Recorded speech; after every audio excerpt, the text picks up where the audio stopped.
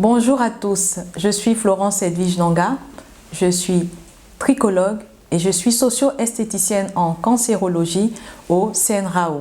La tricologie est la science qui étudie le cheveu et le tricologue ou le tricologiste est juste un expert en santé capillaire. Alors pourquoi faire de la tricologie en cancérologie? Tout simplement parce que la vision du CNRAO, c'est de pouvoir prendre de façon globale les personnes touchées par le cancer. Et cette prise en charge se veut tant au niveau de la maladie qu'au niveau de l'aspect physique. Vous êtes sans ignorer que pendant le traitement du cancer, on a souvent la chimiothérapie qui entraîne la chute du cheveu. Alors, solliciter les services d'un expert en santé capillaire permettra donc d'aider les personnes touchées par le cancer à pouvoir se sentir mieux, à vivre mieux pendant leur traitement et pouvoir bénéficier des soins capillaires gratuitement.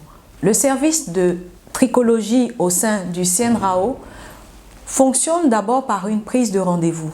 Vous êtes une personne touchée par le cancer, vous prenez rendez-vous au 89 89 67 67, vous prenez un rendez-vous et au cours de ce rendez-vous, nous avons une consultation où nous faisons un diagnostic capillaire qui nous permet de pouvoir vérifier l'état global de votre cuir chevelu et de vos cheveux. Nous vous donnons des conseils. Qu'est-ce qu'il faut faire avant la chimiothérapie? Qu'est-ce qu'il faut faire comme soin sur ses cheveux pendant la chimiothérapie? Et qu'est-ce qu'il faut faire sur ses cheveux après la chimiothérapie? Est-ce que mes cheveux vont repousser? Toutes ces questions-là, on vous donne des réponses et nous pouvons faire des soins et vous apporter les produits qui sont adaptés pendant votre traitement. N'hésitez pas à appeler donc au 89 89 67 67. Vous prenez un rendez-vous et vous pouvez bénéficier des soins capillaires gratuitement. Alors, comme bénéfice, vous savez, pendant la chimiothérapie, l'aspect physique change.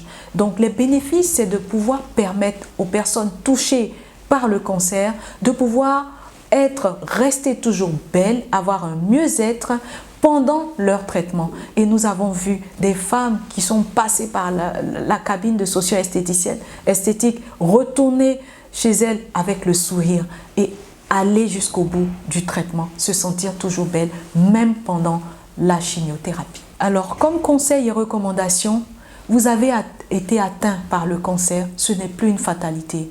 Je vous invite à venir au CNRAO, à prendre un rendez-vous, vous faire traiter, mais aussi pouvoir bénéficier des soins en socio-esthétique, c'est-à-dire du visage, de la peau et des cheveux. N'hésitez pas à appeler au 89 89 67 67 et nous vous ferons le plaisir de vous accompagner et de vous rendre belle pendant votre traitement.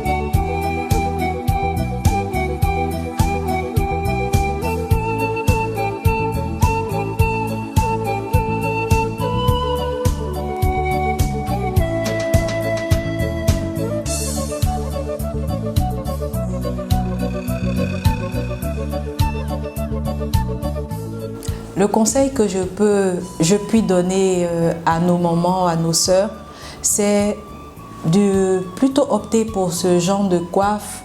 Ce sont des matières qui sont vraiment douces pour le cuir chevelu, qui sont en coton. Je préfère ça par rapport à la perruque parce que la perruque, les cheveux en repoussant vont avoir une alopécie de la couronne, c'est-à-dire la devanture risque de prendre plus de temps à pousser plutôt que tout l'ensemble de la tête. Donc il est mieux de porter ce genre de coiffes qui sont très chic, qui font habiller et qui permettent aux cheveux de repousser correctement. De temps en temps, si vous avez une occasion, vous pouvez porter la perruque, mais le plus souvent, c'est mieux de pouvoir porter ce genre de coiffe.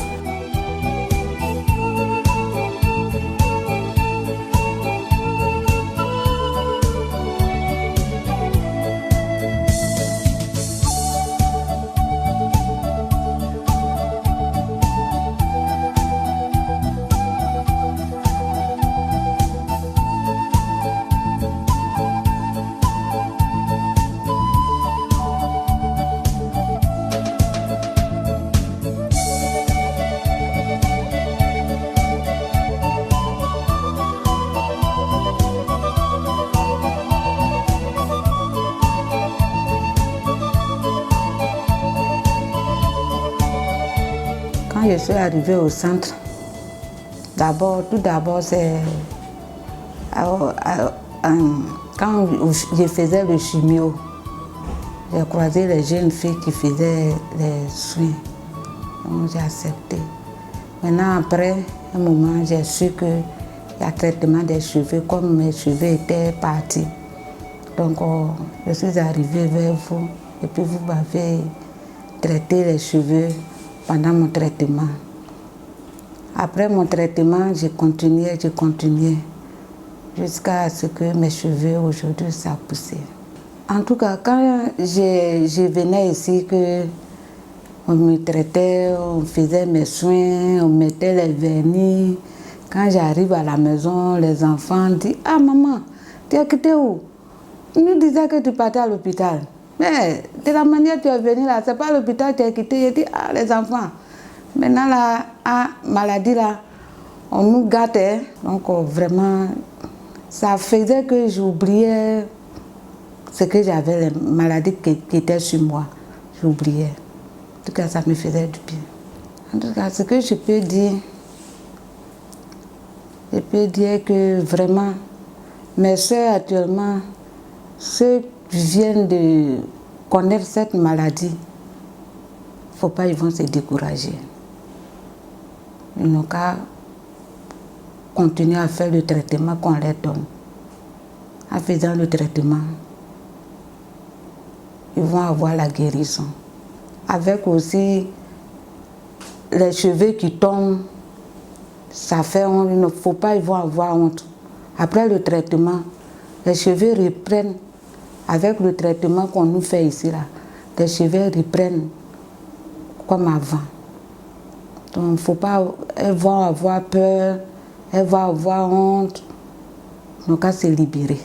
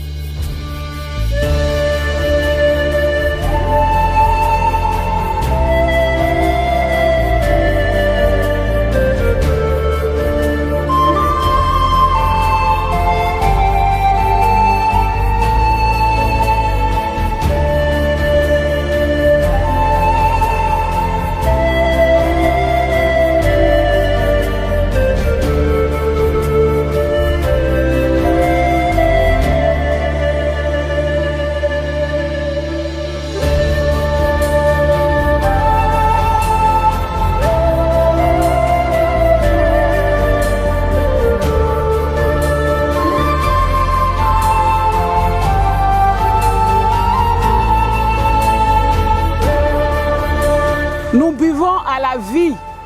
Nous buvons à la vie. Au CNRAO, on prend soin de nous. Au CNRAO, on prend vraiment soin de nous. Tant qu'il y a la vie, il y a de l'espoir. Chinti, ainsi.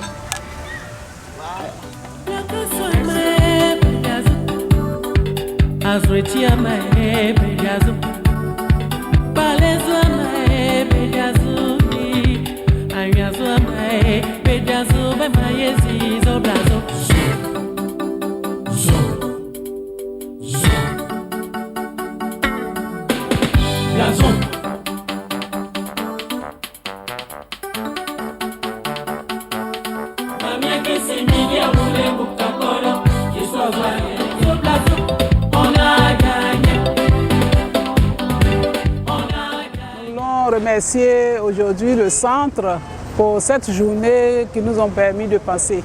Toute l'équipe était à notre disposition et on ne peut que rendre grâce à Dieu pour eux et surtout pour le centre qui, depuis le début de cette aventure que nous avons entrepris avec cette maladie, et nous ont soutenus sur tous les plans.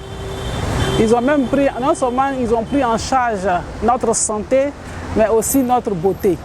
Et là, je peux dire que le centre CNRAO a vraiment pris soin de nous. Merci à tout le monde, à la CNRAO, à la direction, à tous les médecins, à tous ceux qui nous suivent. Vraiment, quand on arrive ici, on n'a plus la peur. On a la joie de vivre. Oui, pendant les différents programmes de soins complémentaires que nous avons reçus au centre, on nous a toujours dit qu'il fallait avoir un moral haut, qu'il fallait déstresser, qu'il fallait bien s'alimenter et qu'il fallait aussi être bien dans sa peau. Et je pense que, vu l'expérience que moi j'ai eue pendant ma maladie, parce qu'au début de ma maladie, de nature, moi je suis quelqu'un qui ne fléchit pas devant les difficultés. Je fonce toujours. Et j'ai voulu faire cela pendant cette maladie. J'avais le moral haut, je faisais toutes les activités que j'avais à faire, le bureau, la maison. Mais il faut dire qu'à l'intérieur de moi-même, j'étais stressée. J'avais une peur de cette maladie. J'avais peur de laisser ma famille, de laisser mon mari, mes enfants et aussi mes proches. Donc quand je suis arrivée dans ce centre, la psychologue a eu des séances avec nous et avec les témoignages des sœurs, j'ai appris que rien ne vaut la vie.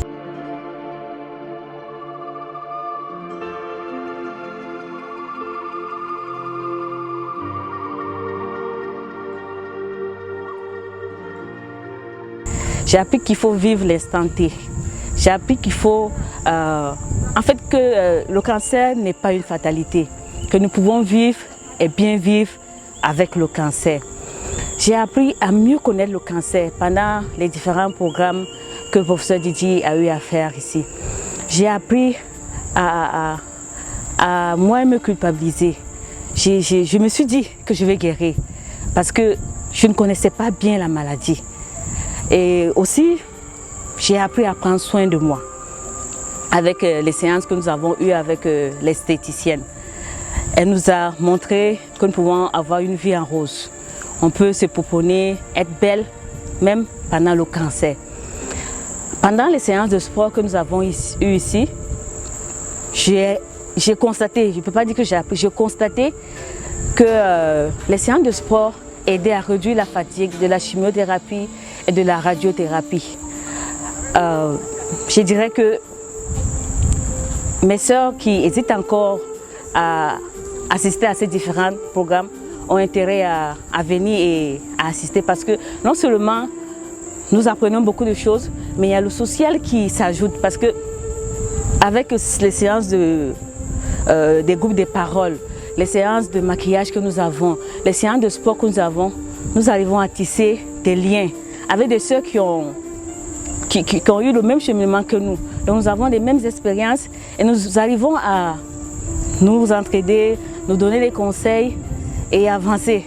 Parce que vous savez, quand vous avez déjà eu la maladie, vous êtes mieux placé pour conseiller ceux qui sont encore en train de faire cette maladie. Trop souvent, nos sœurs hésitent quand elles ont des bobos. Elles ont peur d'appeler le médecin et elles préfèrent appeler des sœurs qui sont passées par le même cheminement et qui sont guéries. Et pendant ces journées, nous avons vu la vie en rose. Nous avons eu des surprises. Nous nous sommes promenés, nous avons été maquillés. Et je remercie tout le staff, tout particulièrement Madame Coco Didier et Madame le professeur Aka.